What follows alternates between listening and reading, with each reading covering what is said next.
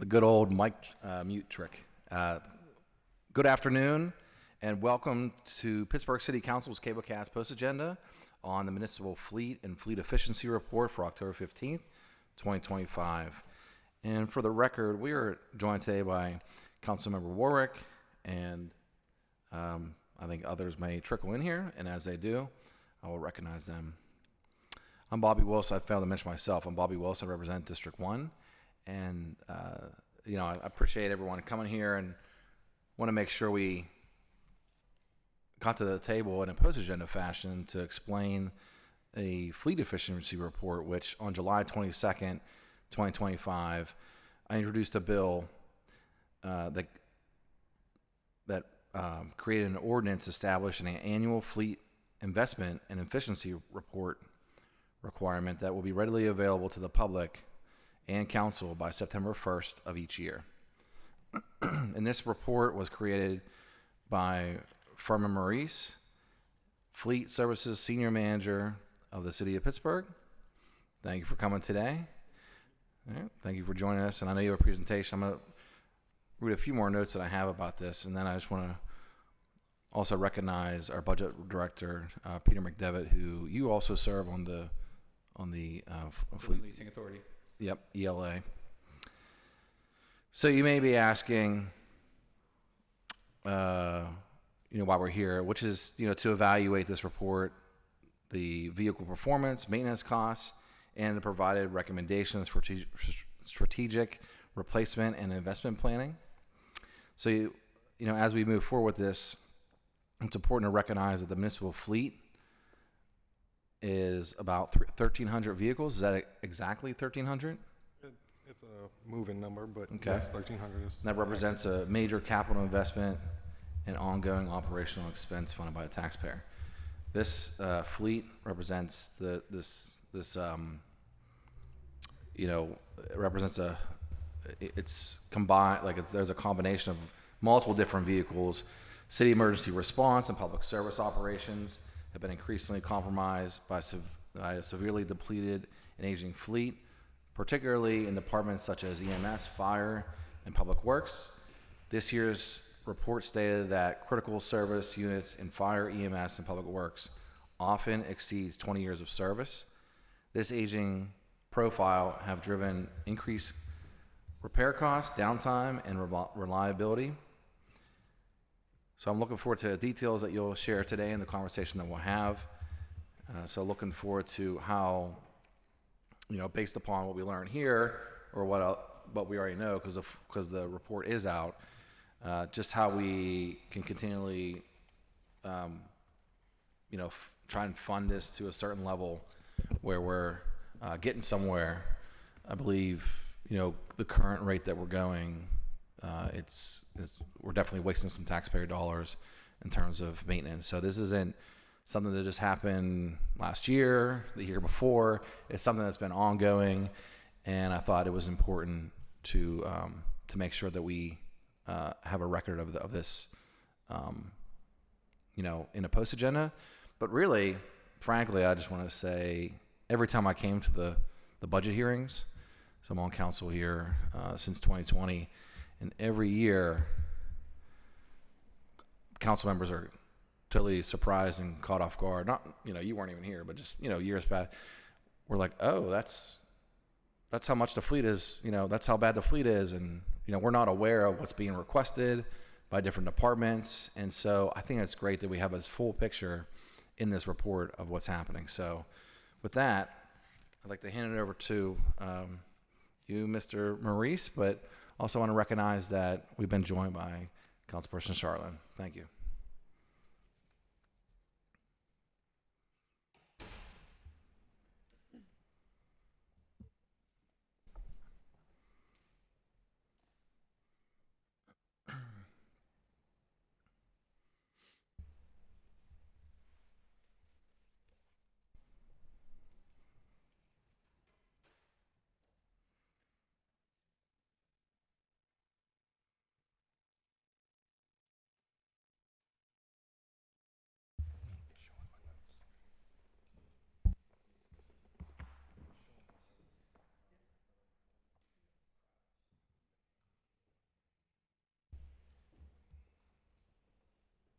Sorry, bear with us. We're just getting this up on the screen for everyone.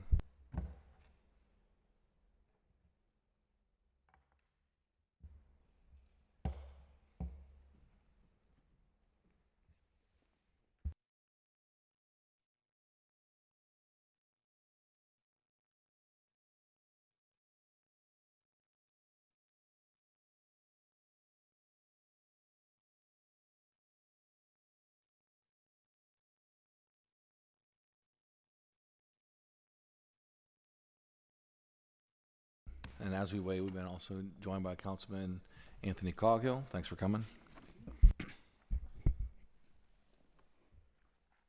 I should mention who also serves on the ELA, Equipment Leasing Authority. They do. Scary times.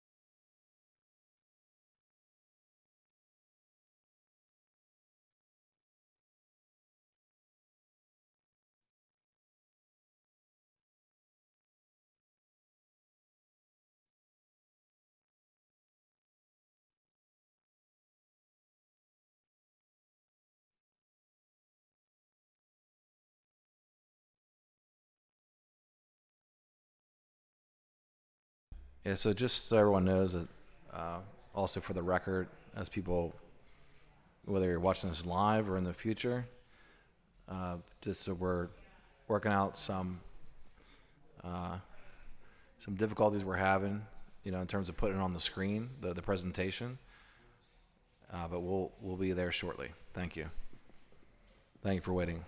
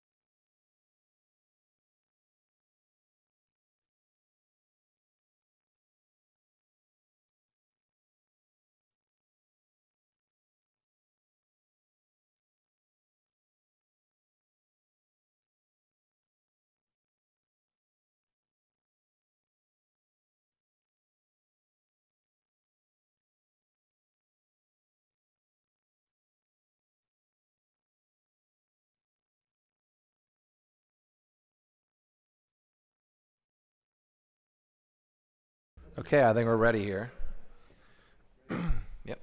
And then we also have some printed copies for everyone, the slides.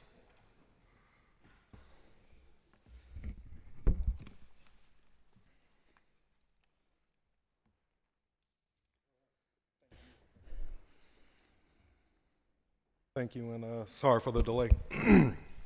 Just want to walk through the full fleet efficiency report, not just the numbers, but the story behind where we are and where we're going. This is the foundation for how we plan, justify, and sustain the city's fleet moving forward.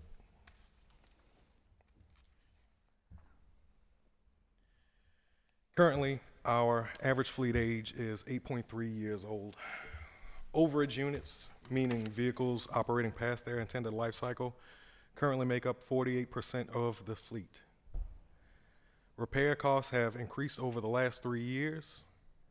Bottom line here is your fleet is aging, repairs are rising, and consistent replacement is the only way to stabilize.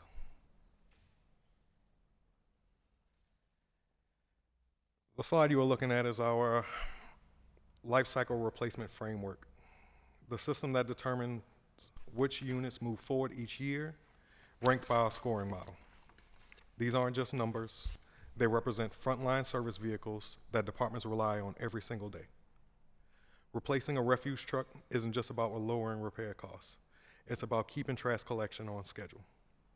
Replacing a medic unit isn't just about avoiding downtime. It's about making sure EMS can respond when seconds matter. That's why this list matters. Every funded replacement directly improves service reliability across departments. And our next slide shows how we put this framework into action through efficiency measures that strengthen the plan and protect the city's ability to deliver. So here's how we're advancing that plan. Everything in this plan ties back to one goal: keeping city services reliable by managing the fleet smarter. Our efficiency strategy focuses on 3 priorities: right-sizing the fleet, stabilizing funding, and leveraging data to control lifecycle costs. Right-sizing keeps vehicles aligned with real operational demand, ensuring we maintain enough capacity for frontline work without excess overhead. Stabilizing funding means exploring long-term solutions like an internal service fund or other dedicated revenue streams, similar to what peer cities are already doing successfully. And through data-driven lifecycle management, we can plan replacements before costs spike, avoiding that 30% repair zone and keeping departments operational. What comes next shows why it's critical we stay the course and the risk we face if we don't. Delaying or diverting from this plan only compounds costs and downtime while steady investment brings predictability and reliability.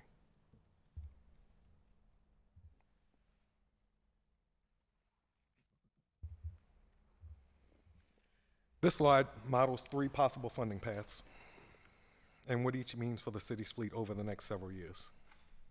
The light blue line represents full funding. That's staying on course with the replacement plan that we've developed. Under this path, the average age drops steadily and the number of overage units goes down year after year. The orange and blue lines show partial funding, keeping some replacements on schedule but deferring others. That approach slows our progress and the backlog continues to grow, even though we're spending more each year to keep these aging vehicles operational. And the purple line represents no funding. This is essentially ignoring the problem. That's when we stop replacing vehicles altogether and rely on old equipment until it fails.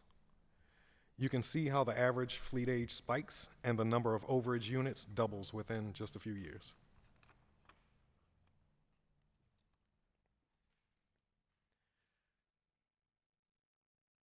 So we've seen how different funding paths shape the fleet's overall age and condition. Now let's look at how that translates into real dollars. This next slide shows the direct link between asset age and 5-year maintenance costs, the financial side of what happens when vehicles stay in service too long.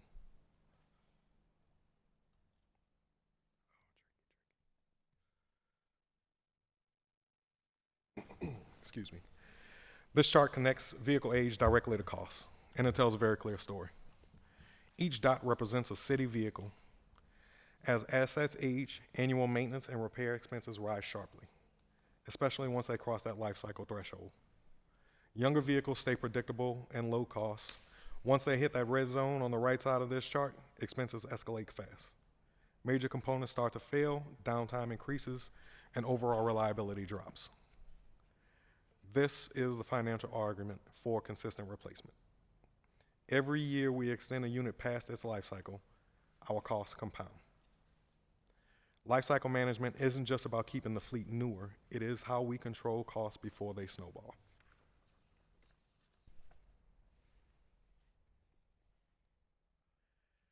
This slide shows how many vehicles have already had repair costs exceed 30% of their original purchase price based on our 2024 repair spend alone.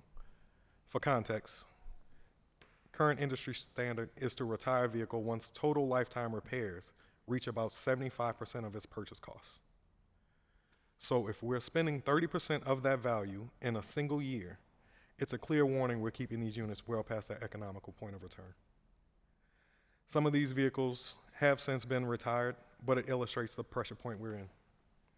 We're maintaining reliability through effort, not efficiency.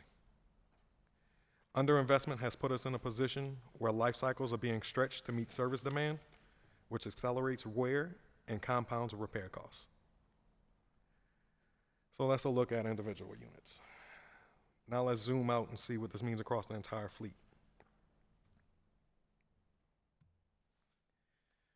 When you add it all up, the same pattern holds city-wide. Repair costs are climbing, and as more vehicles age past the planned life cycle, it's putting pressure on both our maintenance budget and overall reliability. We track a spending target each year, but as vehicles stay in service longer, more of that cap is consumed by reactive maintenance rather than planned work. It's a clear signal that delaying replacement drives up both costs and downtime. Our repair spending continues to rise annually. Overage or overall life cycle units make up less than half of the fleet, but consume more than 70% of total repair dollars. And it's not just a dollars problem. Every time an ambulance, a refuse truck, a snowplow, fire truck gets sidelined for repairs, that's lost time for critical public services.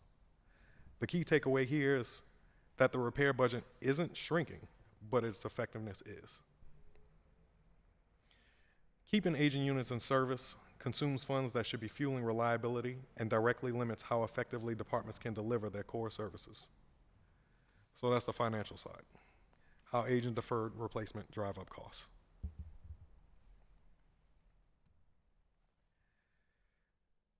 This slide is a utilization analysis that looks at how vehicles are actually being used across departments. Mileage, engine hours, and assignment patterns. The goal isn't to single out any department, it's to make sure the city's fleet is sized and deployed efficiently for the work it supports. Frontline operations like public safety, environmental services, and public works run their assets year-round at high utilization. Those units are fully justified. Administrative, pool, and seasonal vehicles, on the other hand, naturally show more variability in use. That doesn't mean they're unnecessary. It just means there's room to optimize how and when they're assigned. Right sizing just means matching the fleet to our actual need. The Commonwealth of Pennsylvania did this. They trimmed about 20% of its fleet and saved roughly $3 million the first year, all while maintaining service delivery. That's the model we're applying here, making sure every vehicle that we maintain has a clear active purpose and contributes directly to frontline work.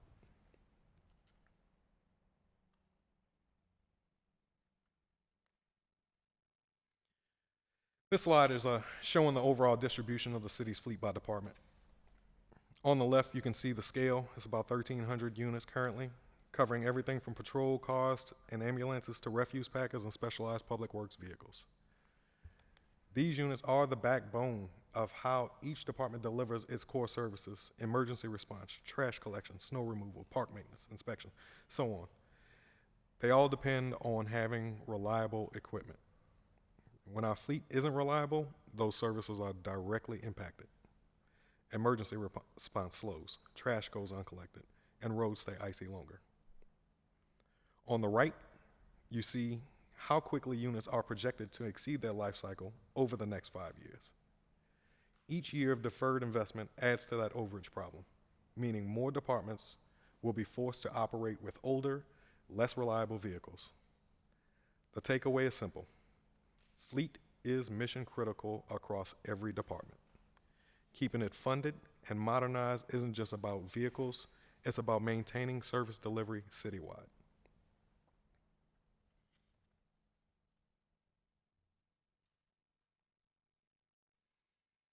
This slide highlights the other half of reliability: fueling.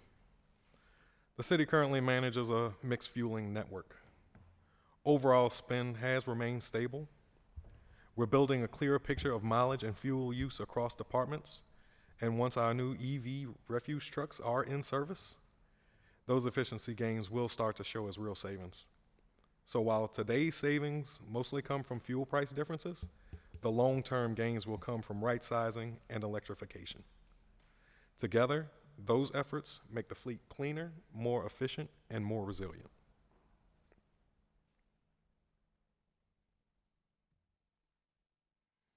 Before I wrap, other fleets aren't waiting for their fleet problems to catch up with them. They're modernizing both how they manage and how they fund their replacements. As mentioned earlier, the Commonwealth of Pennsylvania reduced its fleet size by 24% and has saved roughly $56 million through right sizing and centralizing oversight. Philadelphia and Berkeley, they both use internal service funds to keep replacement funding predictable and insulated from annual budget swings. In Gainesville, Florida, they took a step further. They dedicated a penny of their local option sales tax to fund fleet and capital purchases. That kind of revenue stability means they don't face the annual scramble that we do to keep vehicles scheduled. All of these models show the same thing. Proactive funding equals lower costs, fewer breakdowns, and better service. That's the direction we're moving in. Building a fleet program that's proactive, data-driven, and sustainable for the long term.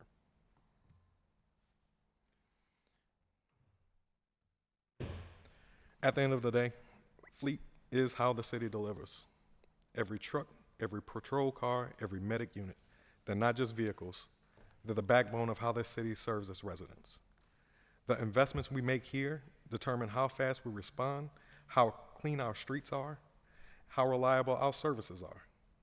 Everything you've seen today, the data, the plan, the benchmarks, it all comes back to one idea: reliability. We're not just maintaining vehicles, we're protecting the city's ability to deliver. We're not just fixing trucks, We're supporting the heroes of this city. Thank you. All right, thank you. And I appreciate the presentation. You all have that in front of you. I know some of the, if it's hard to read, you can check it out on here. And I want to recognize that we've been joined by Councilperson Strasburger. Thanks for coming. And I'm going to turn right over to council members in the order that they came in. So, Councilperson Warwick, you have any questions? Yeah, sure. Maybe I'll have more after other Yeah. folks go. But so on this last page, or I guess, sorry, second to last page. This table, this is the number of total vehicles in each department. Yes, ma'am. Right? Yes. Wow, I'm really struck that police has 369 vehicles compared to all the other departments. I mean, that's like, am I reading that correctly? That's correct. Yeah, above all the other, all the other departments, including DPW. Even if you combine environmental services and DPW. Yeah. Anyway, that's surprising. At any rate, so you talk about a dedicated revenue stream.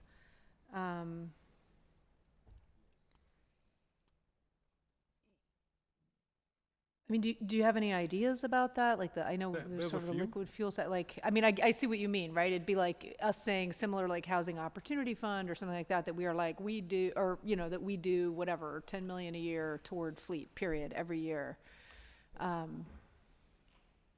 That would be fine. And do you feel like, I mean, so that, and then what would be, I remember the last time we had you here, I think the number was like at 22 million would be Yes, ma'am. like the best case scenario for every We year. still stand with that number. We are confident in that number, and if we were able to invest that much in the fleet, we would be able to see significant change very quickly. But dedicated revenue sources, just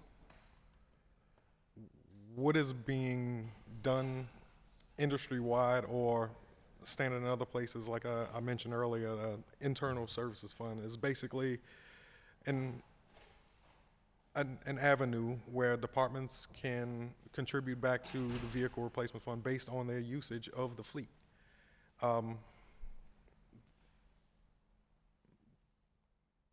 Dedicating some sort of tax revenue or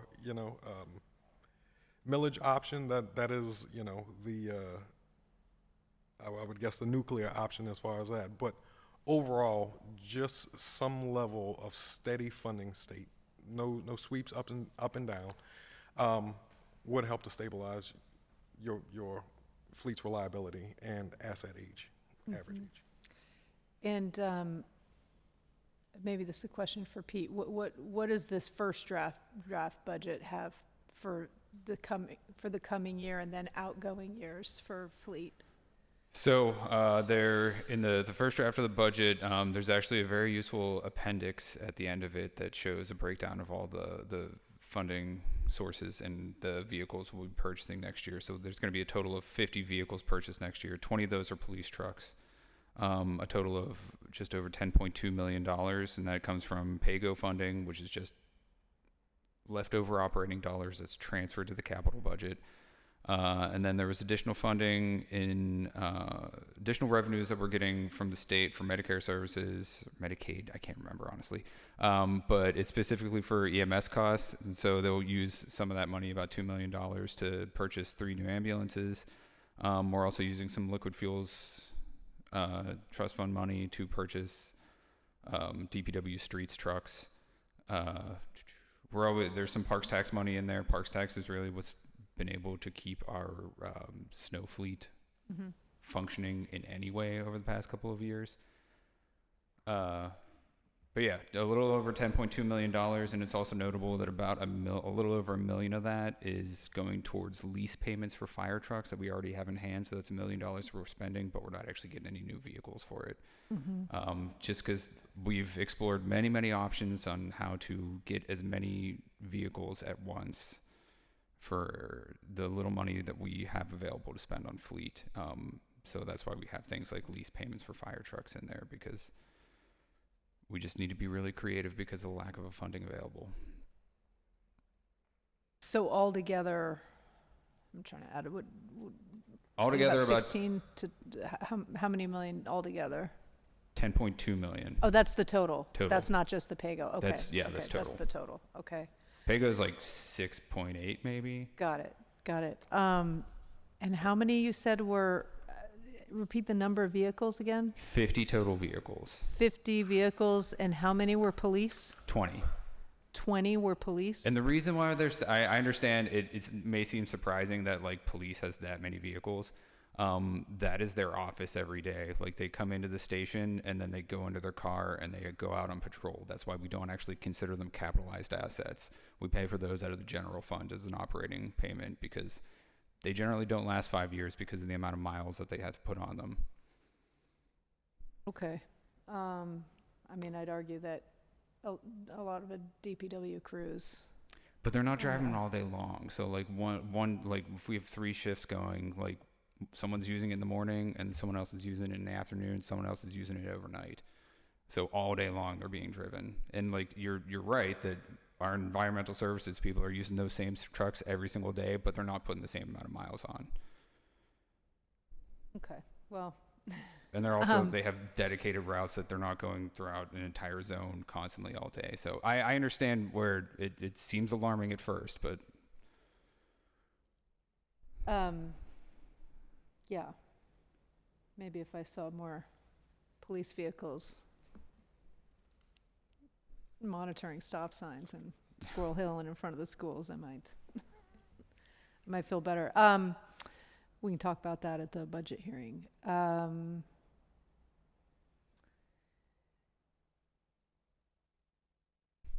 Yeah, I mean, I guess I don't, I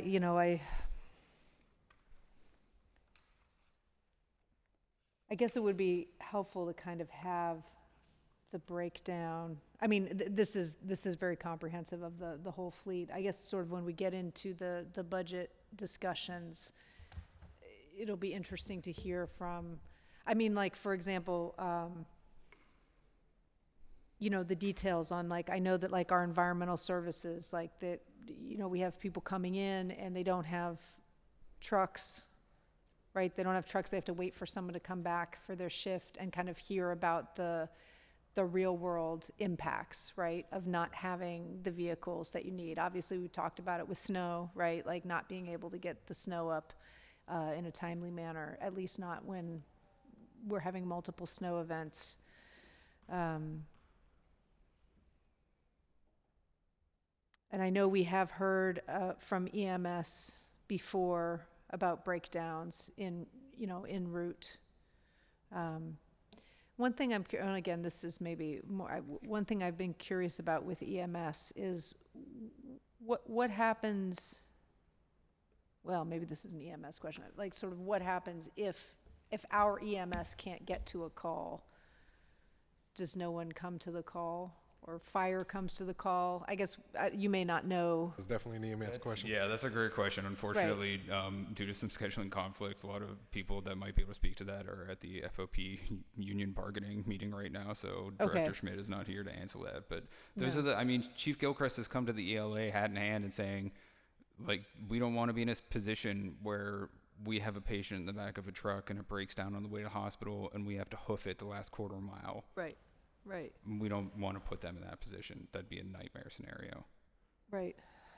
Yeah, no, I understand. I am interested. I mean, I think this dedicated funding source is an interesting question. Obviously, it's something that we'd have to discuss with OMB, but like, how do we make that work? Because it does feel like a reasonable suggestion, and we do have other things that we kind of give a dedicated chunk of money to every year, and that's just overall a good way to do things rather than having our departments kind of,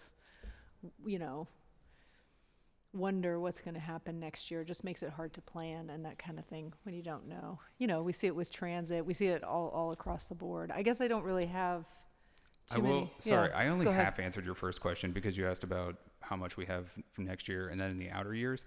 In the capital budget, it's showing over the 6-year capital improvement plan, well, 5-year, 26 through 31, there's $25.3 million for the fleet. That's over 5 years. So like there's And that does not include the 10 from 2026. so it includes the 6.8 from 2026 out of the capital budget. So it doesn't include any other funding sources out of the general fund. So even if we tack on an extra $10 million over the next 5 years and say we're going to give $2 million a year from the general fund out of operating, that's $35 million over 5 years. So $7 million a year. That ain't cutting it.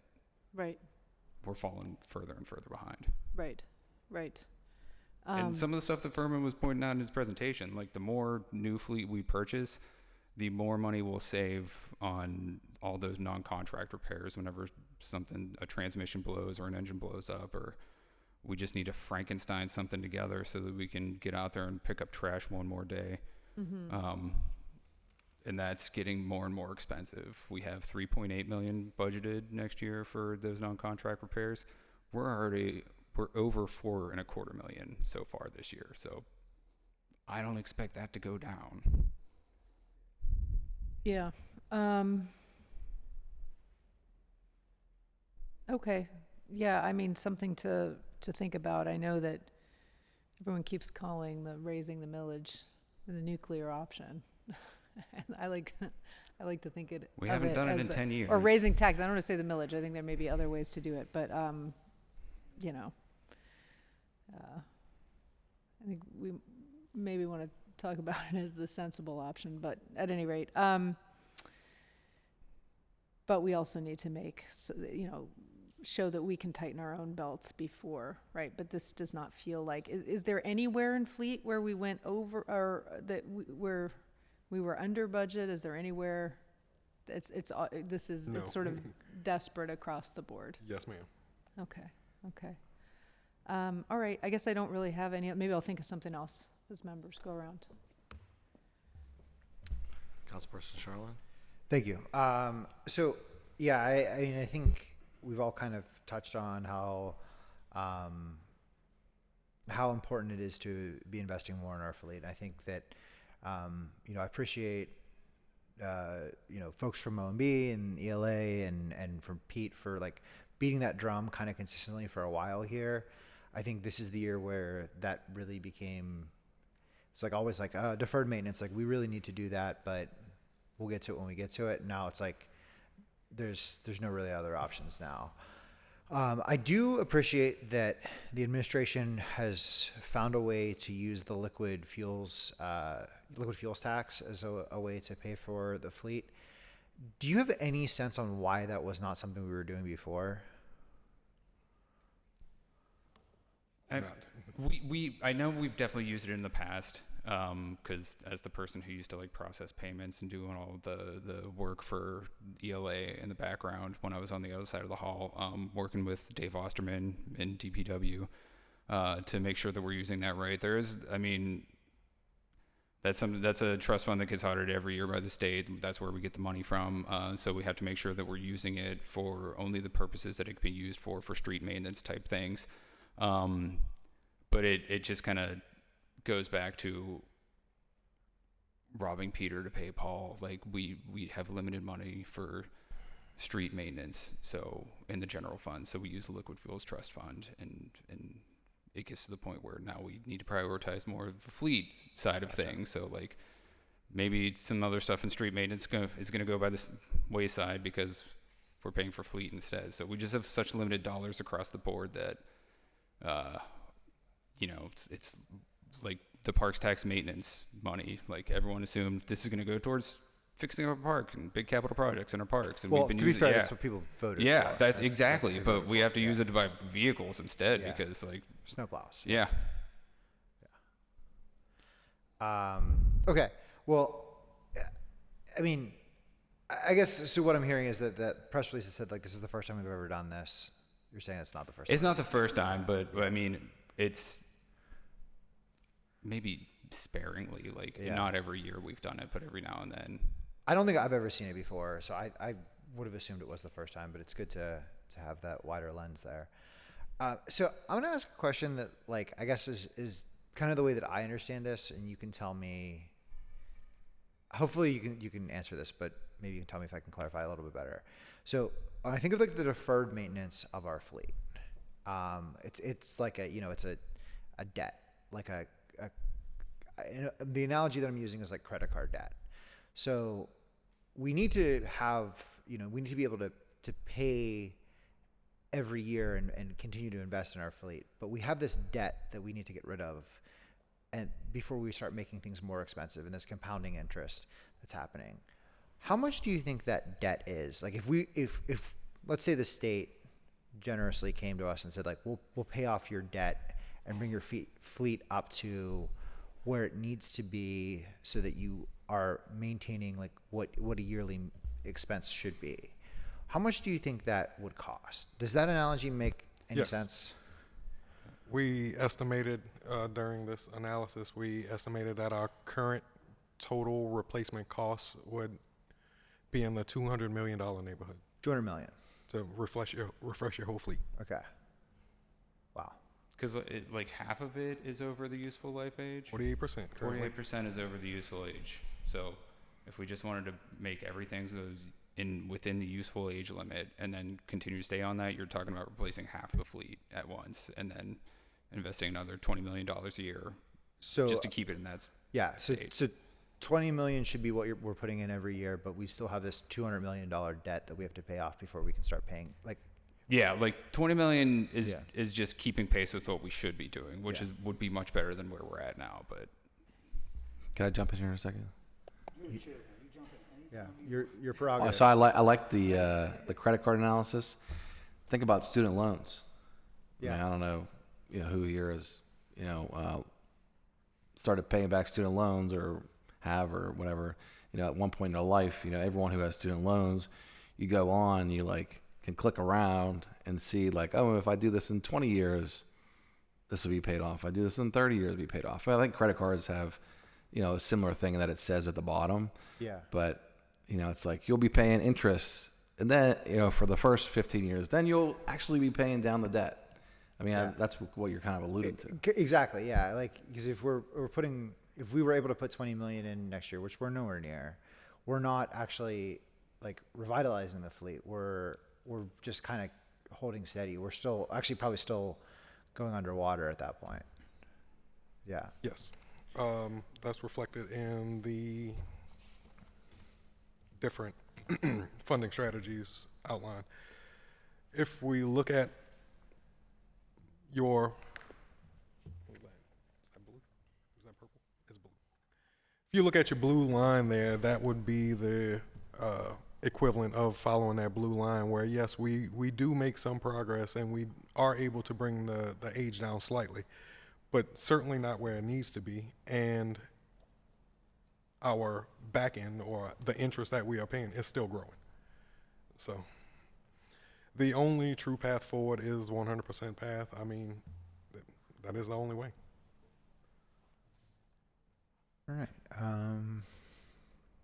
Well, that's kind of terrifying to hear. Understand. We really need to find additional ways to get revenue here, and really need to be clear-eyed on the revenue streams to not, I think all of us want to expand services that we're doing in the city, but we need to expand revenue just to keep baseline. Or support Yeah. the services that we currently have. Yeah. All right. Well, on that cheery note, I will pass it on. Thank you. Councilperson Strasburger? Thank you, Mr. Chair. I just want to thank you for holding this hearing because, I think it's mostly our budget director, Pete McDevitt, who sounds the alarm on fleet. And anytime there's any talk about additional revenue coming in or anything, he's sounding the alarm on fleet. So I want to give him credit for sounding that alarm, but thanks for taking that mantle and making it much more of a public conversation today. And it strikes me that this is very similar to the conversations we've had, I will be rolling off of the infrastructure and asset management committee. I think that's the full name of it, commission. But the conversations we've had about bridge maintenance and the bridge maintenance program, and just like, it is so, it's just like anything. It's so much more expensive to rehabilitate or replace a bridge than it is to just do the basic maintenance over 30 or 50 years. Same goes with fleet, right? Like it is, it's like the inverse of that. Like, it is cheaper to just stay on top of it and replace it than continuing to, which is our form of maintenance for vehicles, for fleet, rather than letting it run its course and eventually have to keep on making Band-Aid repairs. Over and above everything else that's been brought up, there's some good questions from my colleagues. I see this page that goes through the utilization analysis and the findings in year one, the recommendations. What would be the next step in terms of like more drilled down recommendations? Like, I see, prioritize overutilized units like police, EMS, refuse for accelerated placement, evaluate underutilized assets, sedans, pickups for reassignment, and evidence-based thresholds. When can we expect or does it already exist? And I apologize if it does, like a more broken down version of that. So it says like this many vehicles in this department is our recommendation. And then for now, for the next 5 years, and then on an ongoing basis every year. Okay. What you are describing is a right-sizing study. Yeah. That is bigger than just a fleet, or this is a organizational-wide look at how we're using our fleet. Do we need to replace this vehicle? Do we need to continue supporting this vehicle? That is a broader conversation that needs to be had, but it is my recommendation that we do it. We keep talking about the Band-Aid and the Band-Aid repairs. Where we are right now is you have to make that choice between ripping that Band-Aid off or just tugging on it slowly. In the past, it seems that we've just been slowly pulling that Band-Aid. And yes, eventually you will get it off, but it's going to be more painful in the long run if you just ripped it off. And that is basically where we are right now. But yeah, just to add on, we've definitely talked about right-sizing studies, because like we want to make sure we're being as efficient as possible. There's no need to buy more vehicles than we need, and making sure that we're prioritizing like different fleets and seeing like this is how much this fleet needs, this is how much this fleet needs. The issue is we are just so far behind, and we're fighting to have enough working vehicles for our EMS and fire bureau and environmental services just on a day-to-day basis, that it's hard to, like, the best we can tell you now is we need more working vehicles than we have. We might not need 1,300 vehicles, but we just don't have them. We don't actually have 1,300 vehicles now, 1,300 functioning vehicles. So it's hard to like do that analysis. So what I'm hearing is like it's a triage situation now, and then we also need like the long-term analysis to tell us over 5 or 10 years, how do we catch up, and then how do we maintain? It's like our paving. Like, we've never fully caught up to where paving needs to be, but we know ideally how many roads we pave every year if we could get there, but we're just not there because we don't have the funds. Like, I get it. So we're in the triage phase, and do we know there though, like, where we have the exact number of vehicles that would be like the very, very, very basic minimum of what would go into which bureau? What is it like? What would the triage tell us? We need X number of ambulances, X number of refuse, X number of police. Exactly. It is a baseline of need for the city. So we probably have those numbers for some of the public safety bureaus, because I know Chief Gilchrist and Chief Coquille on Fire, they've done a ton of work of like, this is what we need to function. And even environmental services, Director Hornstein or Sean Weigel down in environmental services could tell you, like, we actually need this number of trucks. So every director has that in their head or written down? And like, but we definitely should do like a more formal study, because like they're going to tell you they need the moon and the stars, but they probably don't need both. But they've also never had been in a position where they've had either of those things. So it's hard to tell. And like just last week, Director Hornstein was up here talking about getting liquid fuels tax money for the snow fleet, which thank you, Councilperson Warwick. And I think Councilman Congo, you asked like, how many do you need? And like he kind of laughed, and it's like I've never had enough, so I don't know what enough is. But we need to get to the point where they can confidently say, like, for now I would need this, but for later, ideally, Yeah. this would be the number. Yeah. Okay. And then is there anything that would stop us from being able to implement this even if we wanted to? I am just so ignorant to some of our labor union contracts. Like, is this inserted into labor union contracts such that there's like a minimum number that we'd have to supply? I'm guessing no, because we're not meeting it, but I just want to make sure that there's nothing that would allow us to be more flexible than we want to be in terms of deciding which vehicles we could put where. I mean, it's one of those things, like, an example I can think of is, it wouldn't be an issue, like, we're going to pay the workers regardless. So, like, for refuse, we buy three-man trucks because it's in the CBA that they work in three-man crews, and sometimes they only work in two-man crews, but those two men get paid, they split that third salary. So, whenever we don't have enough vehicles, like there's going to be those kind of like, you know, if we don't have enough fire trucks, they'll just put an SUV at the station so that they have something to all pile into if they have to.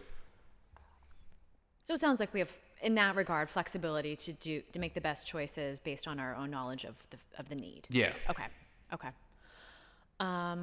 Great. Well, clearly this has been really helpful to know that this level of thought and detail is going into this decision. All these decisions is helpful, and to understand that we need a whole fleet analysis as a next step is helpful. And I think we all know that we need ideally non-taxable revenue to pay for this. And we could we'll wait for Councilwoman Warwick's post agenda on revenue, maybe to discuss that. But you know, I think this really underscores what our priorities should be this coming budget season, and into 2026 and future revenue conversations. So thank you for this. I unfortunately have to get to in 4 minutes have to get to a meeting, but I'll stay for as long as I can. Thank you. And I want to go to this slide. I know the slide that you all have right here, right? This, I think someone recently brought it up. I think Councilperson Charlene. So we have the 100%. Because I want to pick through this, because one of the major things that I've been trying to understand is like how much taxpayer dollars we would be wasting if we don't spend a certain amount every year. And, you know, definitely the conversation of how we get there is a pretty robust conversation, you know, in terms of how to get revenue. But I think I just want to know the facts on, in terms of if we had, if we had the option to make choices right now in terms of if we had the money, what would that look like? So on this chart here, you know, like you said, do nothing. Are you saying at 500? Just completely ignoring everything. This is how your fleet will naturally age on its own. You're saying without the investment that's currently in the current. Correct. Okay, so like zero, if it was zero, okay. Completely ignoring. And then 80% is 80% of what? Of the total amount of vehicles that we have submitted. So Are there dollar amounts related to any of these lines? yes, they are. Of course, the blue line is the more expensive line. It replaces more vehicles quickly. There's a second lower cost option of the orange line, and then the least cost option would be the navy blue line. As far as the exact numbers, I would have to. Yeah, that'd be helpful for me, because I just want to understand, you know, what that looks like in terms of a graph. So if we're,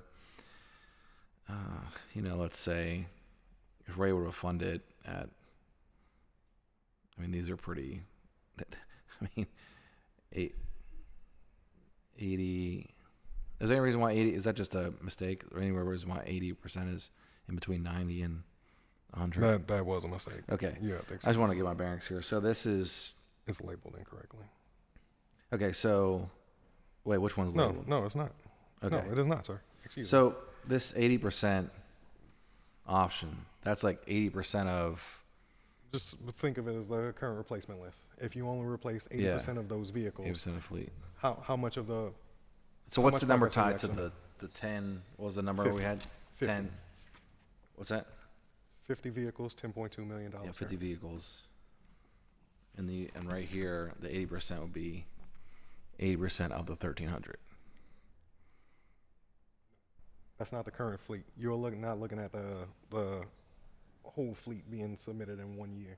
You're looking at the current fleet submission, Yeah. which would be reflected in the budget. So if you only funded a certain percentage of that, or you would defer the rest. That deferment is what the graph is showing here, that the deferred replacements compound over time. Okay. Your need will grow further. So you did allude to in the presentation about underutilization, overutilization, and in terms of the right size. Is there any sort of right sizing methods that the ELA is thinking about, or departments are thinking about? Like, is there any? I think Councilperson Warwick mentioned this. Like, is there any sort of fat that we can trim? Yeah, so I mean, that's the issue. There's not really, because they'll show us like the ideal number, like for fire, for instance, they'll tell you like, this is how many engines we need, this is how many ladder trucks we need, and this is the amount of spares that we should have. And Chief Kokilla has presented that multiple times, and Chief Gilchrist has presented that for EMS, and they've come with like alternatives of like, if we had mini rescue trucks, maybe we don't need all the full-on rescue trucks we have. So just trying to give us options.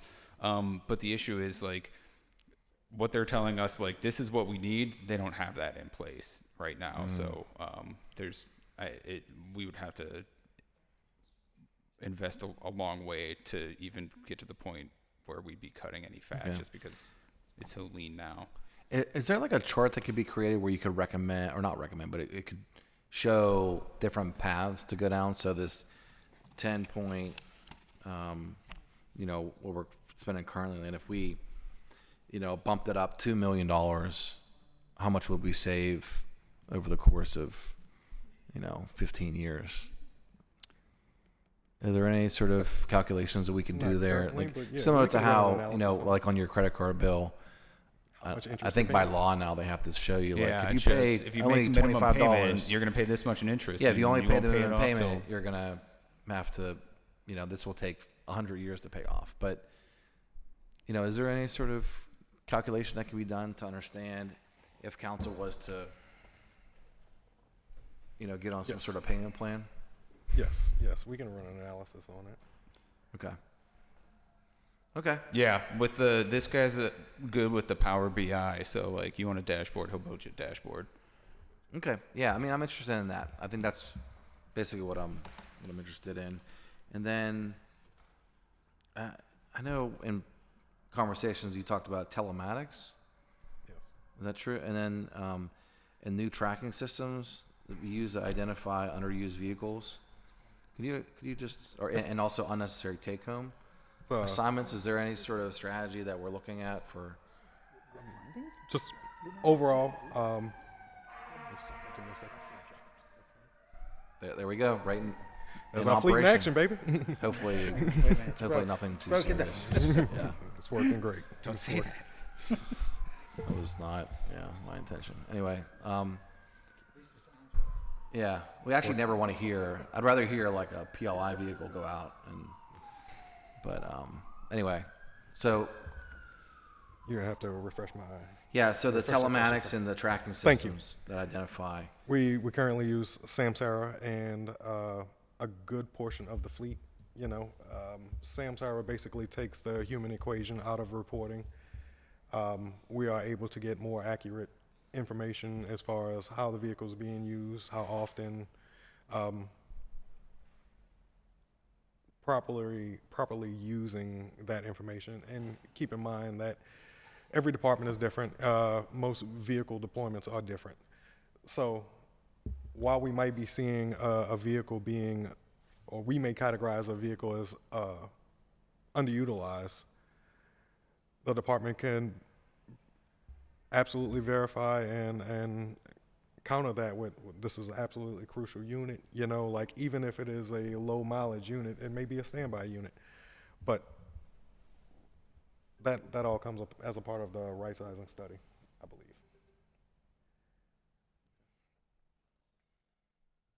All right, well, I just think there's a lot to follow up on, and I just want to make sure that we had space here to talk about this. So I really appreciate the report you put together, and I'm already kind of thinking about ways to maybe just improve it so we can get just like an easier way to understand if we're investing X amount every year, where that gets us. But then past that, figuring out how to fund it is a real conversation. So I don't have any further questions. Does anybody else have any further questions? Oh yeah, I'm sorry, I didn't let you speak yet. I have a question. Yeah. Since you popped out of here for a second. I know. I was called out. Yeah. I'm sorry. I apologize. Well, first of all, thank you, Councilman. Yes, Wilson. definitely. It's like deja vu here, right? I mean, it was like 3 years ago. I think I also had this, and I thought by 3 years we would have had it all corrected, but apparently not, huh? So, and Maurice, I want to tell you, I appreciate your candidness as to when it comes to the fleet, being realistic about it. Okay, we've had many people who were here that didn't want to hear you say or answer questions, I should say, that we were asking, but you've always been real about it. And that's your job, so I appreciate that. Okay, you can't sugarcoat anything. You know the reality of it, and that's that. Let's start out with a positive note. We got preliminary approval today for a rat packer, and add that one to the list. And Councilwoman Warwick had just got final approval for 4 plows, I believe. 750,000. So there you go. Y'all the champions We're of fleet. good. What are we doing here? No, I'm joking. I know that's just it Hey. really does nothing. I know in the big picture. It's something obviously, and it's a start. But anyway, so I know because I'm on the Equipment Leasing Authority board, the dire condition we're in. In fact, 3 years ago when I had that, dire straits. That's what we heard from every director. EMS, fire, police, we heard that from her. We were able to purchase some police cruisers, 40 or so, which I know that went a long way, and I know, Peter McDevitt, our budget director, he sits on the ELA board too. And I will tell you, I got so frustrated, and this is probably before you even came in. I don't think I was at one meeting with you. I quit going. I mean, I was an adamant, I was at every board. I take it very seriously when I'm appointed to a board. And, I was, that's how we got the police cruisers. I lobbied hard for those, right? Over time, finally, it was like pulling teeth, but finally I got us a few police cruisers and some other fire engine or so. But I stopped going out of frustration, and I stopped going out of, I don't want to specifically blame this administration because it goes back. Other administrations have neglected this. It's an easy thing to say, oh, no, we'll be okay. Patch them up, right? We'll be fine as long as we get our people to the, emergencies and places we got to go. So it's an easy thing to overlook, so, but it's now to the point where, we've already seen it. We've already seen an ambulance breakdown on the way to somewhere. We've already seen other issues, fire engines and things of that nature that we're buying that are like 40 years old from other municipalities. It's kind of just ridiculous. So it's so ridiculous I stopped going. I just said this administration and others in the past, it's not fair for me just to point out this one. Just they're not serious about it, and I just threw my hands up in the air and thought, we did a study in my first year. It said you weren't here yet, Maurice, but we needed to invest like $20 million a year on an average for a fleet in a city our size and the departments that we have. The next 3 years, I believe it's $3 million a year, and we're already underwater. So I don't know. I mean, I'll tell you this. I operate a small business myself. My highest point, I maybe had 10 people. I needed vehicles for 5 or 6 vehicles for those 10 people. When one would break down, it's no big deal, switch around, whatever, would figure it out. When 2 would break down, I'd still make it work. 3 and 4 break down, there's problems now. Now I'm telling people you can't come to work because I don't have a vehicle for you. And it's happened to me, right? So I believe we're at that point right now with the city of Pittsburgh. We're not 3 vehicles broken down out of a 10-man crew. We're like 8 vehicles broken down out of a 10-man crew. We really are. And at some point, it's going to be, we don't have enough vehicles to put our people in the right places. And that is a scary proposition when we're talking about public safety. When you're talking about fire, you're talking about EMS in specific, and police. All 3 of those, right? Yeah. Animal control, we'll use one of the dump trucks from the public works if we have to. I don't know if we have any of those, but so you know, I feel like we're in such a bad way. I got so frustrated with the lack of people wanting to actually, you know, do something concrete about it that I just walked away from it. Okay, you'll hear this administration talk about me, say, "Oh, you walked away," but I walked away because you're not serious about taking care of this issue and this problem. Don't tell me $3 million a year over the next 4 years. Tell me, Maurice, so $3 million over the next year for the next 4 years. What kind of condition are we going to be in your opinion? Just give me a synopsis. Without jumping into that hot water, what I will say is that with $3 million, we projected a replacement of 2 refuse trucks and 2 ambulances.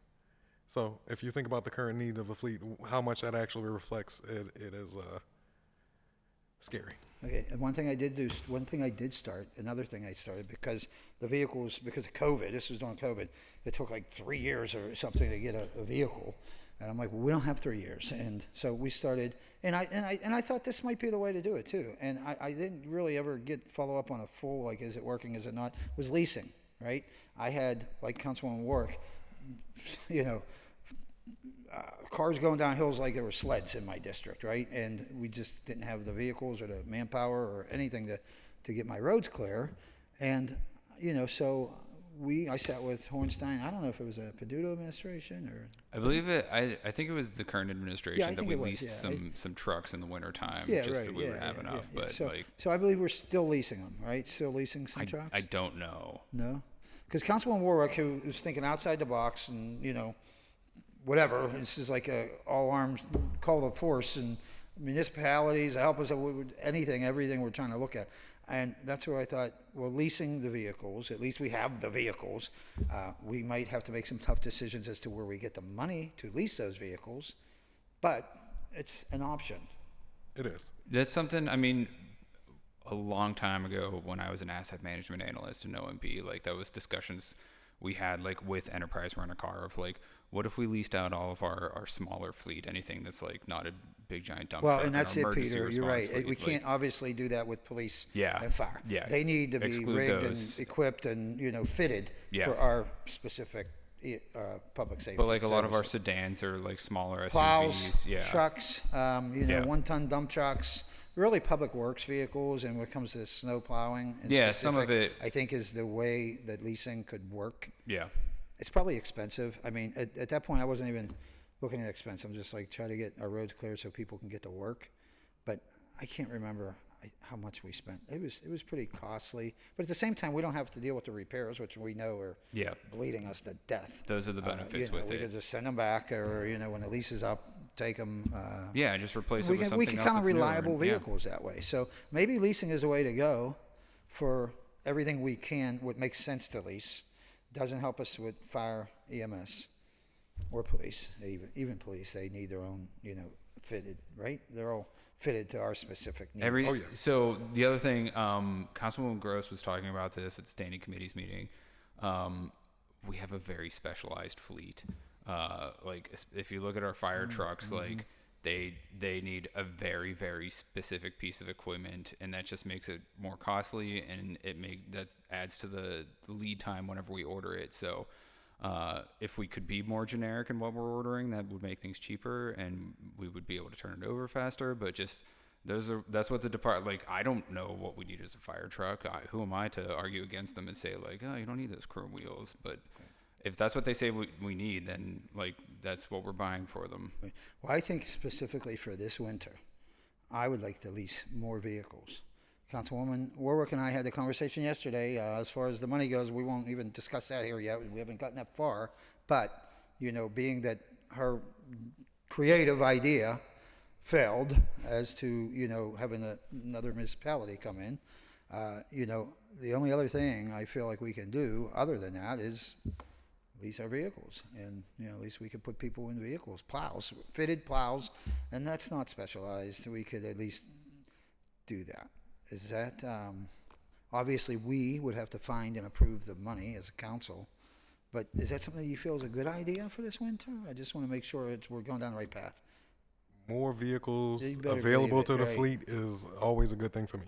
Absolutely. Yeah, I'm sure if Director Hornstein, he was. Yeah, and he can give hanging us a around list for of this so like meeting, how but he many had to plows do leave. we need to lease. But yeah, I mean, he and would, we already have a working relationship. I believe they're from Erie. I believe Erie County is who we a company up there. It's not too far, right up 79. Bring us 4 down and give us a price and let's do it. And again, really, you got to think about repair costs, right? Our plow trucks, they get beat to hell. Let's face it, when they're out there in the winter plowing roads, crashing into other vehicles, all that. But so leasing, I believe, albeit expensive, yeah, I feel like it's like our only option. At least get us through this winter. And in this way, any funds we can find, that $3 million that we have set aside for next year, we could spend that on a fire truck maybe, or, you know, a couple other things that we actually need, you know, fitted and specialized for us. So I want to throw leasing out. I really want to look at leasing vehicles. I'll work with the councilwoman and anybody else who wants to, and Councilman Wilson and whoever else has any interest in working with us as to finding out where we could get that money. I can't remember what we spent on that. Do you remember what we spent on that?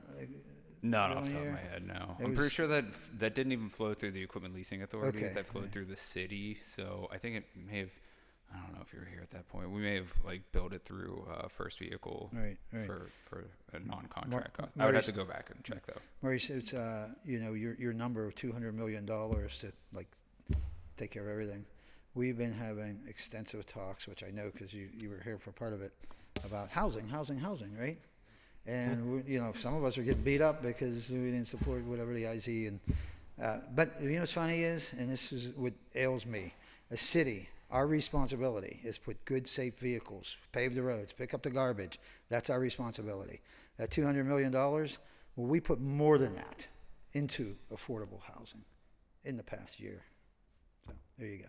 There was your money, man. We could have got a whole new fleet, pretty much. That's $200 million is like a whole new fleet, basically, or 80%, 70%, all new vehicles, right? So, and here's the other kicker. Of that, say $200 million, it's actually more that we put in.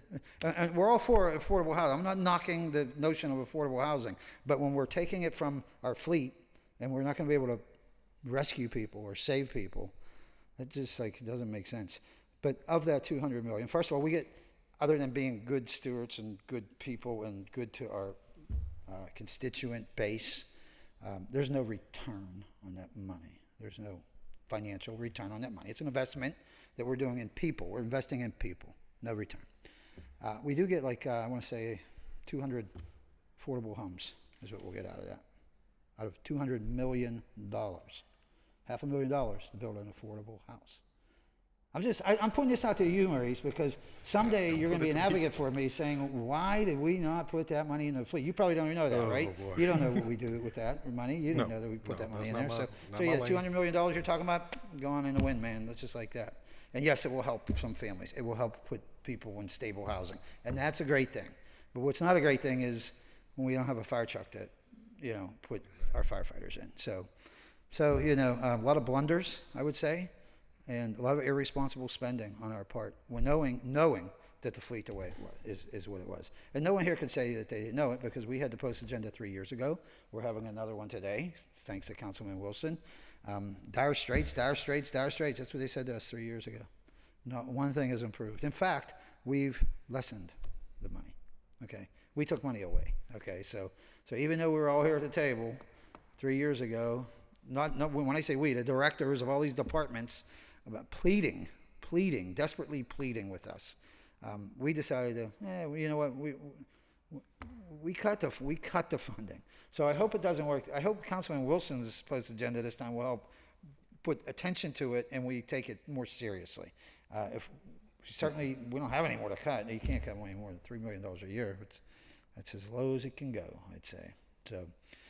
So that's what we're looking at, Maurice. That's a position you're in. You know, you could just do nothing but tell the truth. And, you know, we hope and pray that our vehicles doesn't cost us a life. It's only a matter of time. I'll tell you right now, it's a matter of time. So that an ambulance, now the ambulance that broke down on the job earlier this year, it was okay. There was no time lapse. We had another one en route, and, you know, it was okay. But I was lucky. that was lucky. Yes, that was lucky. And it's only a matter of time, knowing the age and the condition of this fleet. We're not going to get lucky. We pressed our luck. And to find out we're not investing anything in, well, that's why I stopped going to the Equipment Leasing Authority Board.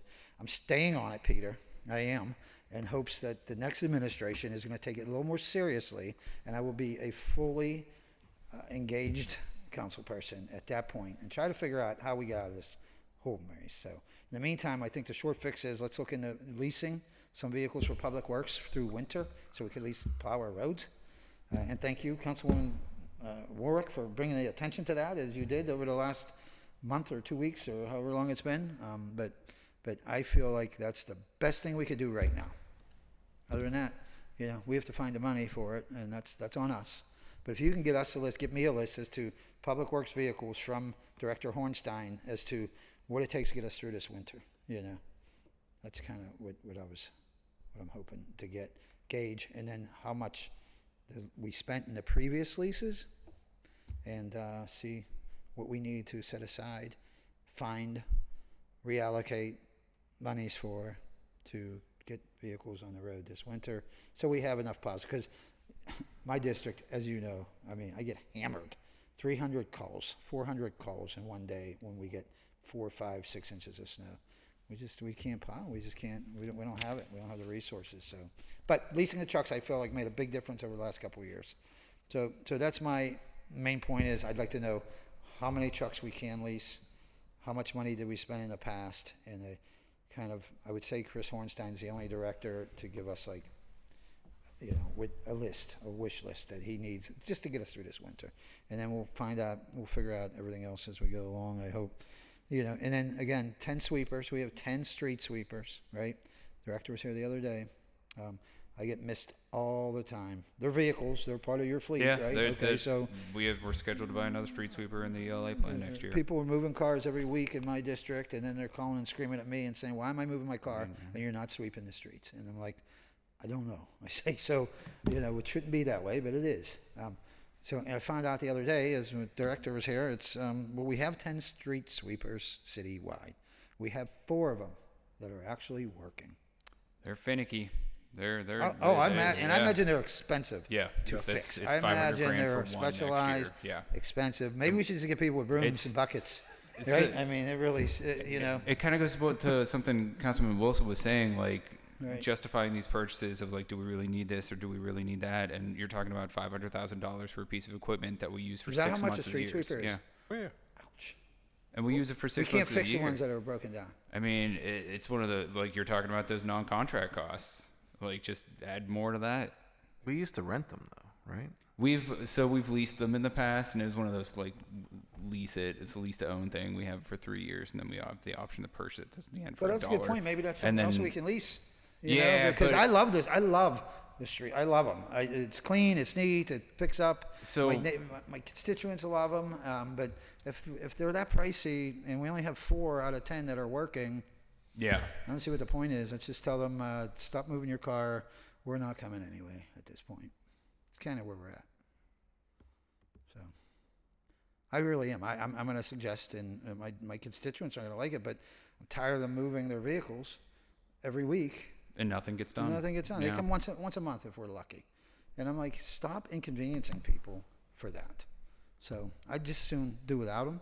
I'll get my cleanup crew to come and pick up the dirt. I'm serious. It's probably easier, probably simpler. I know it's a hell of a lot cheaper. So okay, listen, thanks for being here. I hope we get some results, and thank you for bringing attention to this, Councilman Wilson. We didn't get the results last time. I'm hoping for a different outcome for you. Okay, so thanks. Councilperson Charlin. Yeah, I've got kind of a simple question here. Do we pay for the painting of the vehicles out of ELA? Is that an ELA expense, or the decals that go on the? No, it's not an ELA expense. It's a city expense. OMB. OMB yeah, pays for like that? the first, it's not first vehicle anymore. I can't remember. Transdev, like they have a guy that does the decaling. Transdev does that. So Yeah. is that a non-contract expense out of there? It depends on the circumstance, but Yeah. generally, yes. If it's a re-decaling, yes. It's A non-contract. re-decaling, like something that we already had, and then we want to paint Exactly. a slogan on it. I'd be curious how much that cost. We Could we get a number yeah, for that? I would like to know how much it costs. I mean, we generally don't. We don't do it just to change the design. If we did it, it's because it was like in an accident and there was body work done. correct. Yeah. But like, we're not going to take a slogan off and put a different slogan on. Although we did do that just not too long ago. Right. I would like to be curious how much that costs. Yeah. But I mean, there was at one point that it was dictated that the city was going to buy silver vehicles, and That was crazy too. Yeah, it was an additional cost because like Yeah. just the standard vehicles like for fleets come in white, so to get them painted silver was an additional cost in the purchase of the ELA 8. And fire trucks are red. For the most part, yes. No, fire trucks are red. Yeah. Our trucks are red. But no, I mean, I know that we like for a while because there's a whole bunch of different designs on the police vehicles. Like Yeah. There's a bit of a there's hodgepodge. Probably 4 or 5 designs on the police vehicles right now, and it's like, what are we doing paying for that? Okay. We don't generally change police decals just because. Yeah. Likely the change in decals you've seen different years as they have been issued into the fleet. That's all. Your current graphic package is your current for this year. Yeah. model. So everything in the future will go on to that until the next person comes around. And Yeah, changes Until- until somebody yeah. comes and changes it. Yeah. that. Okay. Perfect. Yeah. Thank you. Appreciate it. Anything else from? Yep. Yeah, I thought of a couple other questions that I forgot to ask. So the first one, this is something I've talked about with you, Pete, but also with Director Hornstein, is that there seems to be the kind of general thought seems to be that we can't use bond money for fleet. Yeah. But if you ask Google, Google says you can. It would. So I Like, and we very have in the clearly. past. So I and- kind of am wondering about that because that would, if we're talking about dedicated funding, that would be a way to just be like, whatever, 10 million a year, 15 million a year. Yeah. So it depends on the debt that you're taking out, and if you're talking about we take out general obligation bonds that are 20-year bonds, so it takes us 20 years to pay it off, and you're supposed to only use it on things that will last the life of the bond.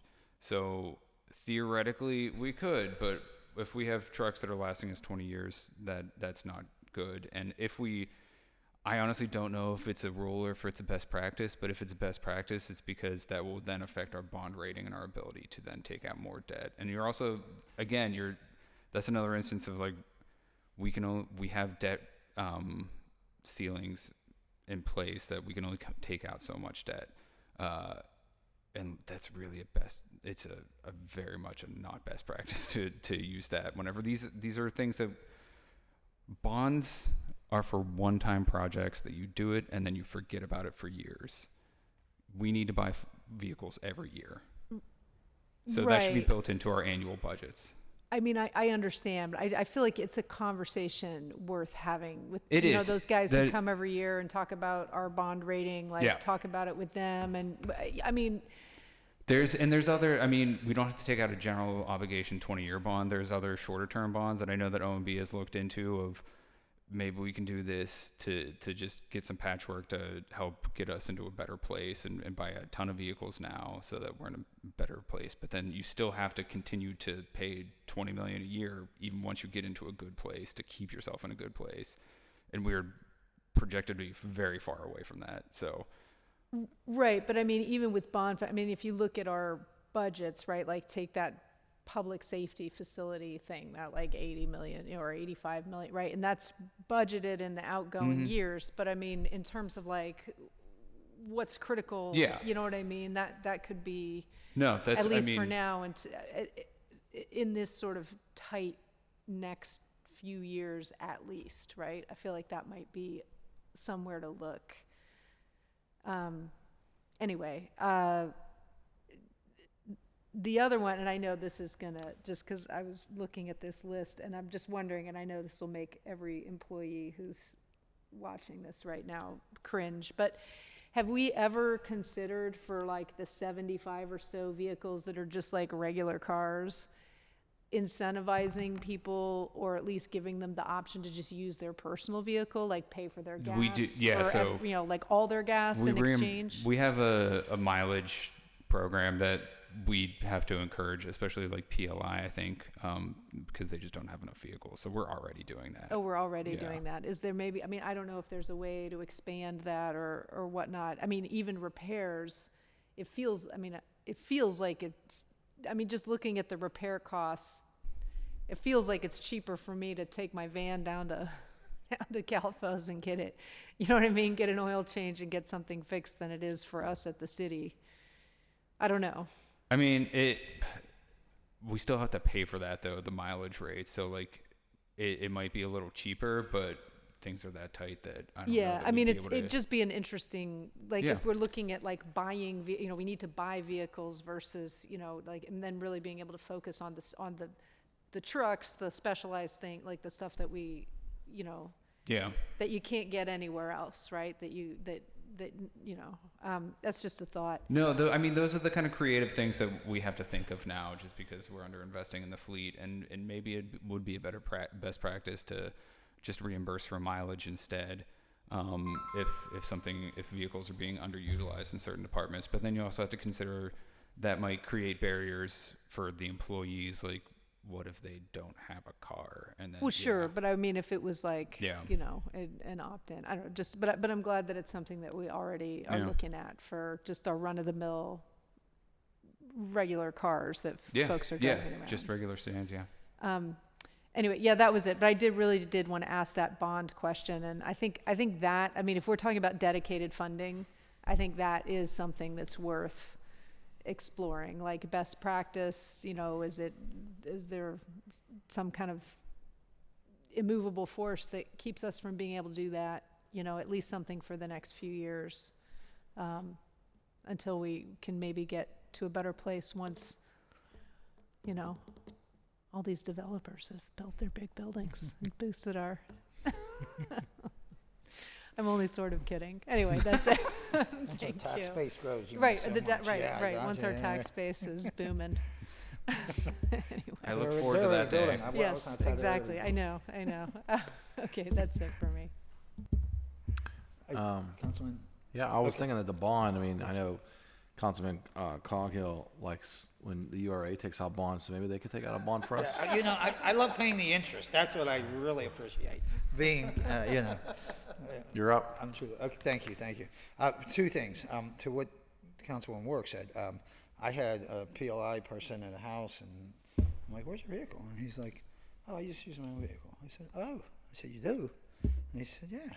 He said, "Well," he goes, "I don't have to." He said, "But I chose to." And I said, "Oh, why did you choose to do that?" I said, "It's wear and tear on your vehicle." He said, "I can't stand the electric." He said, "Are we having issues with them? Are we having issues with them now?" So that was something, because I was here whenever that first turned over. So I've been published on the topic of municipalities investing in electric fleets and how they should do that. And one of the things is to proactively engage with the drivers to make sure that they know what they're getting into, because like you'll get into it in the wintertime and you'll turn it on and it'll be a full charge, and then you turn the heat on and it'll immediately drop to like half a charge. And that might be very scary, but it's really not that big a deal. So like I think it comes to as like getting used to using it. Some people just might not like it as much. Right. Okay, well, my point wasn't to really bash the electric vehicles. It was really to point out her point was, you know, if there is an option, and if we can supplement them stipend for gas and a little bit for wear and tear, you know, it's like PLI. You can get away with that, right? They don't need to come up in an official vehicle. There's probably many other different, you know. Yeah, I know the controller's office, I think at one point had to do that because they Domi, the really? Mike You know, Visnich Domi, they will be don't- out there on the street making Yeah. sure that we're paying for only the exact amount of Right, miles that right, we've paved. right, So right. they got to be out on the street. And Right. And to your point, Peter, as to the bonds, Councilwoman Work was talking about, that I know they don't, like, it's got to be something that's 20 years or better. Otherwise, it's kind of not best Yeah. practice, as you say, which I agree with. But, I think we could look at the age of our fleet and say our vehicles have been lasting for 40 years, basically, at this point. I'm being sarcastic, okay? Our average fleet age is probably like 30 years old or 25 years old or so. But That, I mean, that argument has been made that like, Yeah. oh, some of our garbage trucks are 20 years old, so like, couldn't we? Well, and I it's- really am not. I'm against pretty much borrowing anything in my own personal life and in the city council rule as well. However, as you two were just discussing, if there is, you mentioned a short-term bond, Yeah. where we could replenish things and then hopefully get on good footing over the next. If we could do a 10-year, something like that, just to bolster. And I would think like a fire engine lasts every bit of yeah. 20 years. There are certain vehicles that I feel like we could almost justify. Now, plows, no. No. We could lease those because they get beat up and they won't last 20 years. But a fire engine, an ambulance maybe, I don't want to say 20 years, but they could almost hit that lifetime. I don't know. Maybe I'm wrong. You don't Am I want wrong? that. Yeah, right. You don't, but, I'm just saying. I'm just trying to a Yeah. 10-year bond. Let's go with a 10-year bond. And, whereas I would be confident doing it over 10 years. I mean, as long as we, because we're getting killed in repairs, right? I mean, the repairs are going to, they're putting us underwater. I mean, and they're, for instance, the street sweepers, right? We've got 4 working, 6 not. I guess we're going to be taking parts from those 6. That's probably, I can't imagine we're going to fix those other ones unless it's just minor. But I take it it's not minor. It's probably old age and just outdated and probably unrepairable. We're probably scraping parts off other ones there to get the ones that we have running. Standard practice. Yeah, right. Standard practice here. It really is. But I would say 2 things. Leasing, again, like I want to go back to that. I'd like to know from whoever, I don't know who would put the list together, evaluate, maybe you, Maurice, are working with the directors as to what vehicles could we lease. Makes sense. I know we did it with plows, and that Yeah, worked out well. I like, thought that worked out well. A lot of our light. I don't know duty how much it fleet- cost, but yeah. I mean, I can't remember how much it You'll cost. probably pay, like, can't remember because it was years ago, but like you do pay an upfront premium, but like that's the opportunity cost of, or maybe that's actually the well, if realistic it breaks down, cost we of just send it what back too, does. and that's the Yeah. beauty of it, right? And like it might be more expensive, but also it's expensive to run a city. Absolutely. It costs way more than what we're spending, and I think we're seeing doubt, that in the no doubt. output. I have a legitimate fear that we are past the point of no return with I our environmental agree with you. services I agree fleet with you. I specifically. almost feel like I'm so thankful we got 3 or 4 vehicles. At least. But like for schedule environmental that kind of services, I think if we bought half a dozen trucks, how long does it take to get a garbage truck in? 6 months. No, you're about a year. So A year if and a we half if we now. bought a bunch of garbage trucks now, I don't think we would get them before the point that we would not be able to pick up trash every day in the city. I agree. I I'm- agree. I agree with you. I do. I know. And I know fire engines way back, maybe it was through COVID. That's like 4-year. 4 years, yeah. So 'Cause we're not ordering. We don't have anything. We have ones that we had on order. I think we're still expecting 1 or 2. Yeah. Correct. But we've not ordered any new ones. We're not going to be ordering any new ones because we just don't have the money. Maybe 1. We'll see. But we don't have the money budgeted anyway. So we can't claw back any of that federal money that we, dare I say, squandered. But no, I could say it. That's the way I feel. But so anyway, just wrapping it up for me, leasing. I'd like to know like what it would cost, how many vehicles, Director Hornstein or whoever else, what other department that might work for. Yeah. And short-term bond, if we have to, we have to. I mean, we can't, like you said, Peter, we're point of no return. So we either have to make that investment now. And refuge, we just might have to buy old ones from other municipalities. We'll figure it out. But, it's not a good situation to be in. That's for sure. We got here all on our own through, again, many administrations, Yeah, not it's just been administration. years and years and years. But the allocation from this administration over the next 4 years is just laughable and not sustainable. I think it's It just a won't work. reflection of the It won't budget work. overall. We make a lot of to do about the overtime. We're not budgeted right. Well, what about the vehicles? Are we budgeted right there? We're about 17 million short per year. Therefore, so that's $72 million short there. But okay, so anyway, thank you for being here. I appreciate it, Peter. Please do keep me Yeah. abreast as to what goes on in the ELA board, and we'll take it from there. I am coming back. Come on I back. am coming back. Come At the on end of the year, I'm coming back. January 8th Yes, sir. is the next board meeting. Yes. Make you some pralines. Come on, Oh, New Orleans, Pralines, huh? Yeah. sir. Come on back. Done. All right, thanks. And McDevitt et al. I'd like to. Wait, what's that? What's that? It's a if you said you're published on the subject. Yeah, Public Management Magazine. Yeah, like when there's more than. The Electric Sorry, I don't Mayhem. Look it up. I'm not trying to be. It's a Muppets reference. It's supposed to be a joke because. Well, Okay, I didn't alright. get the joke, but you actually have a It was a grad school paper that I submitted to a public management trade journal. So not quite an author, but you Well, had something published. yeah. I mean that is called. I'm a young man in STEM. I got the adult joke. Okay. I like it, but I do want to know the legality over a bond. Yeah, I mean, Is it that's like a something legal I would- question, or yeah, is that it- it's Yeah. something that I am not qualified to answer. I don't know if it's a legal thing or if it's a best practice.